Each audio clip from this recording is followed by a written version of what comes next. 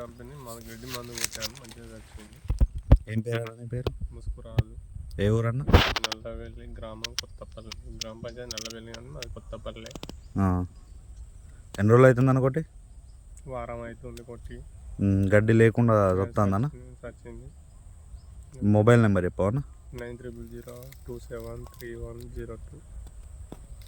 Thank you అన్న.